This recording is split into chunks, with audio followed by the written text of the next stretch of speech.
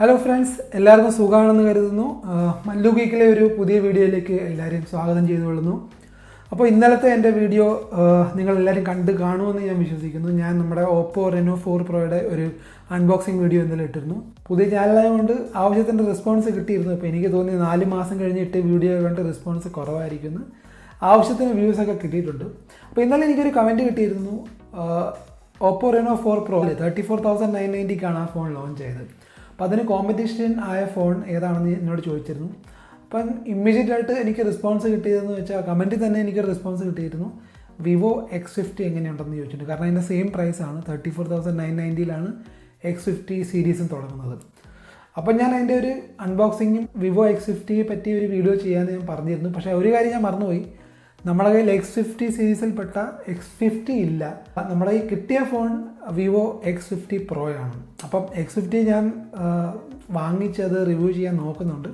പക്ഷേ ഇന്ന് നമ്മൾ അൺബോക്സ് ചെയ്യാൻ പോകുന്ന ഫോൺ മറ്റൊന്നുമല്ല, ഇതാണ് വിവോ X50 പ്രോ. അപ്പം നിങ്ങൾക്കറിയാം, ഇതൊരു കുറച്ച് പ്രീമിയം ഡിവൈസാണ്.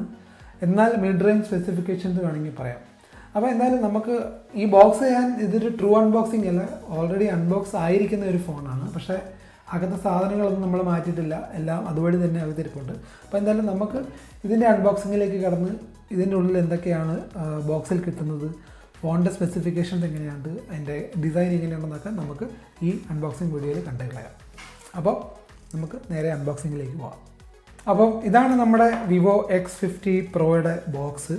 അപ്പം ഒരു ട്രഡീഷണൽ ബോക്സിൻ്റെ ഒരു സ്റ്റൈലല്ല, കുറച്ച് ഫ്ലാറ്റ് ആയിട്ടുള്ള ഡിസൈൻ. നമ്മൾക്കറിയാം, ഇപ്പോഴത്തെ ഫോണുകൾ നമുക്ക് ജനറലി ആ ഒരു റെക്റ്റാങ്കിൾ ബോക്സിലാണ് നമുക്ക് കിട്ടുന്നത്. ഇത് കുറച്ച് സ്ക്വയർ ഡിസൈനാണ്, ഫ്ലാറ്റ് ഡിസൈനാണ്.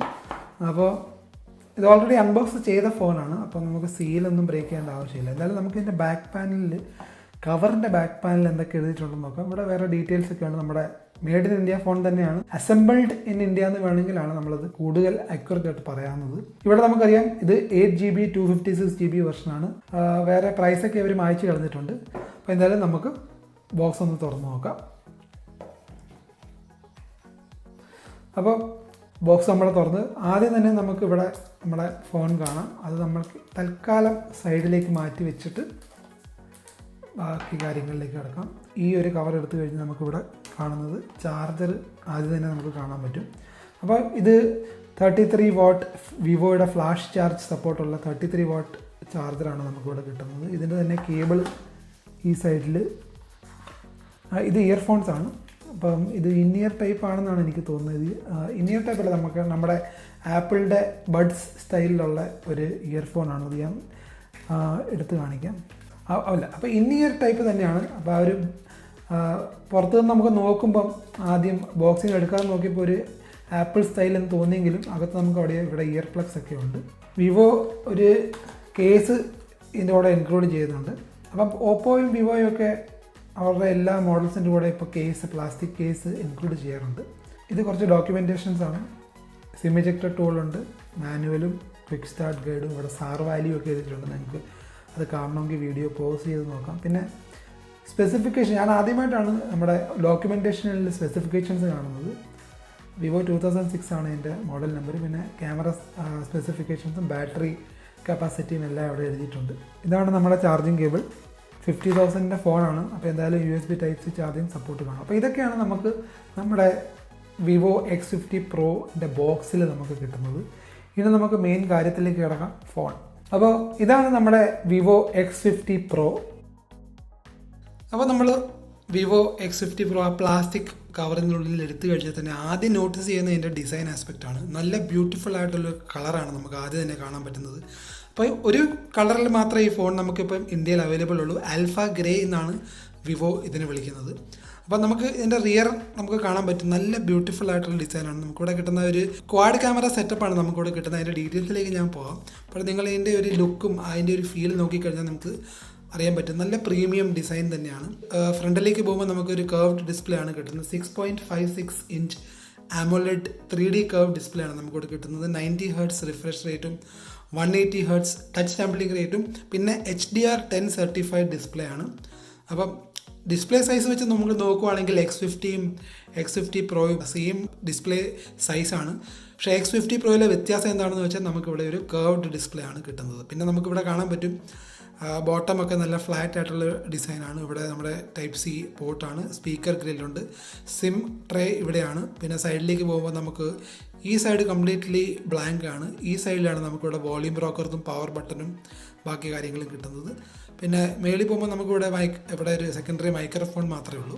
പിന്നെ നമുക്കൊരു കാണാൻ പറ്റും ഒരു ക്ലിയർ ഒരു ക്യാമറ ബമ്പ് ഉണ്ട്. പിന്നെ ക്യാമറ ഓറിയൻറ്റഡ് ഫോൺ ആയതുകൊണ്ട് അത് നമുക്ക് എക്സ്ക്യൂസ് ചെയ്യാൻ പറ്റുന്നതാണ്. ഇതിൻ്റെ എടുത്തു പറയാവുന്ന ഒരു ഫീച്ചർ എന്ന് വെച്ചാൽ നമുക്ക് ഇപ്പോൾ ഈ ഒരു ലൈറ്റിങ്ങിൽ നമുക്കത് കാണാൻ ബുദ്ധിമുട്ടാണ്. പക്ഷേ ഇങ്ങനെ പിടിക്കുമ്പോൾ ഇത് കാണാൻ പറ്റും.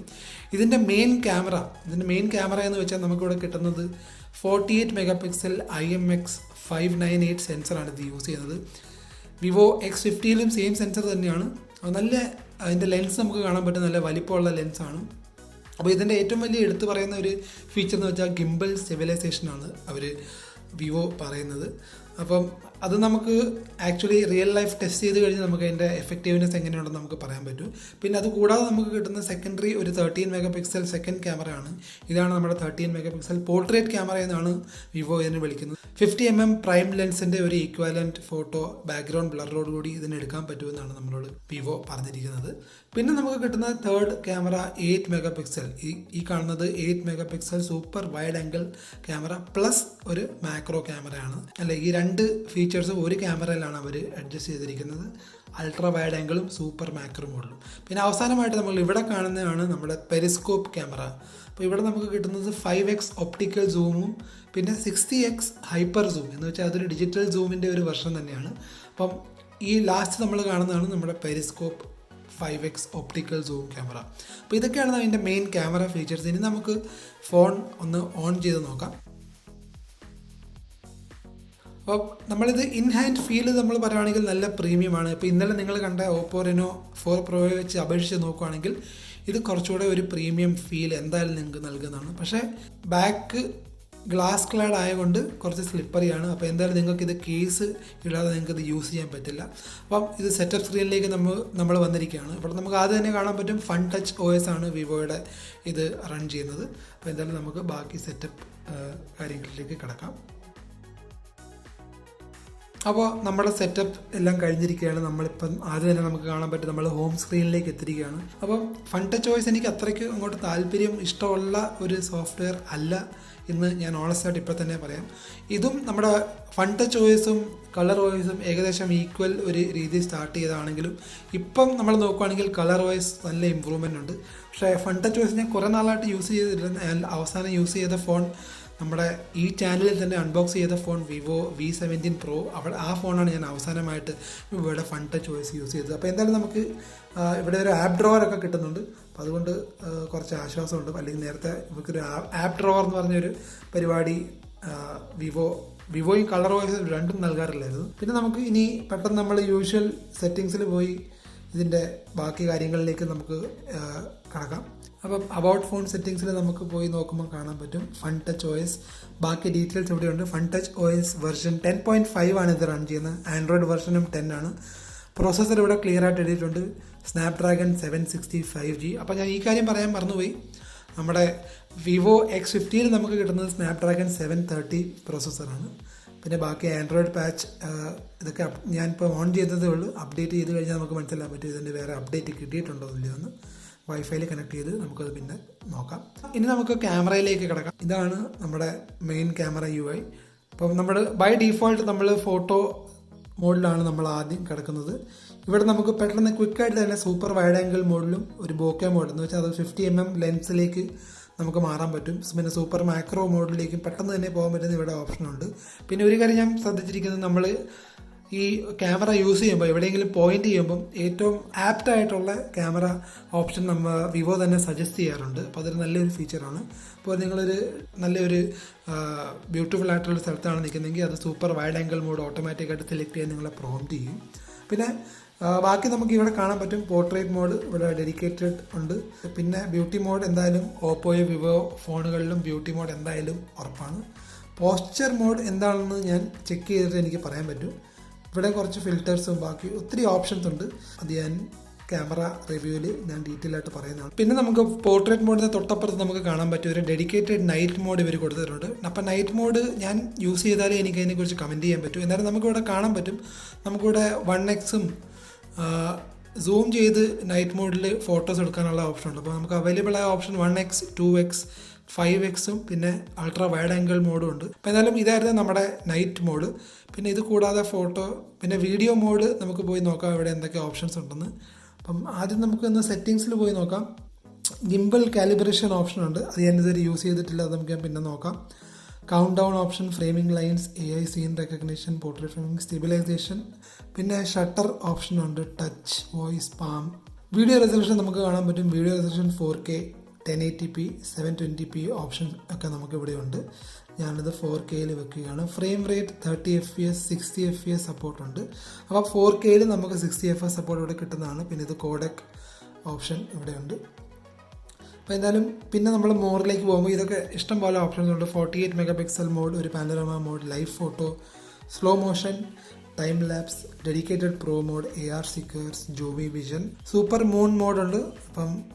ഇപ്പം മഴക്കാലമായതുകൊണ്ട് സൂപ്പർ മൂൺ മോഡിൽ ഫോട്ടോ എടുക്കാൻ പറ്റുമെന്ന് അറിയില്ല. എന്തായാലും നമുക്കത് ശ്രമിച്ച് നോക്കാം ഇന്ന് വൈകിട്ട്.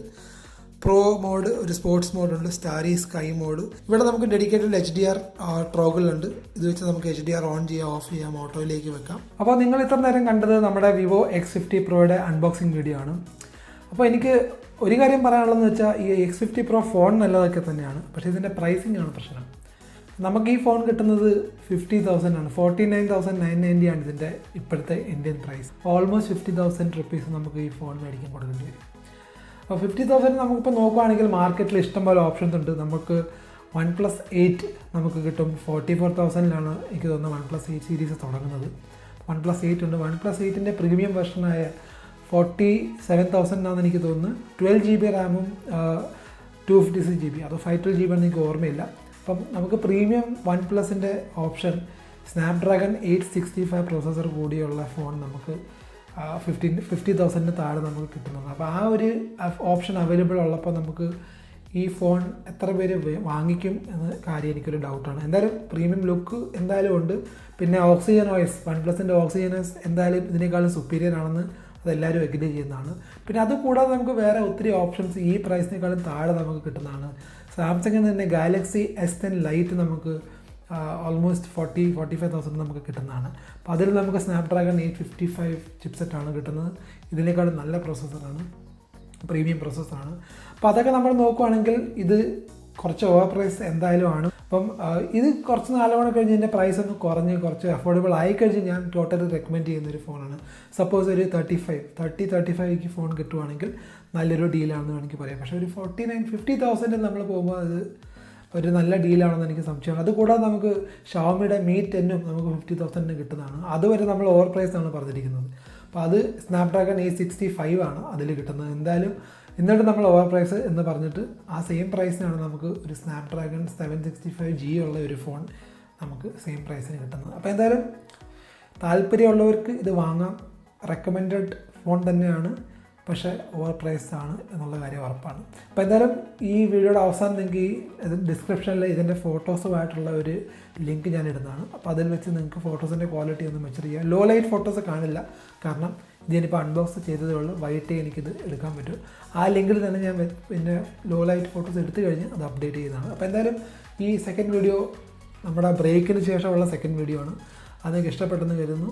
അടുത്ത വീഡിയോ എനിക്ക് ഇപ്പോൾ ഞാൻ ഡിസൈഡ് ചെയ്തിട്ടില്ല എന്താണ്. നമുക്ക് കുറച്ച് ഫോൺസൊക്കെ ഇവിടെ ഇരിപ്പുണ്ട് കമ്പാരിസൺ ചെയ്യാൻ വേണ്ടി. അത് വേണമെങ്കിൽ ഞാൻ ചിലപ്പോൾ അപ്ലോഡ് ചെയ്യുന്നതാണ്. പിന്നെ എനിക്ക് ആലോചിക്കുന്നുണ്ട് ന്യൂസ് സീരീസ് തുടങ്ങുമെന്ന്. കുറേ പേര് ന്യൂസൊക്കെ ചെയ്യുന്നുണ്ട്. അപ്പം ഒരു ഡെയിലി ഇൻട്രാക്ഷന് വേണ്ടി ഞാൻ ചിലപ്പോൾ ന്യൂസ് വീഡിയോസ് ഇടാൻ തുടങ്ങും, ഡെയിലി അപ്ഡേറ്റ്സുമായിട്ടുള്ള.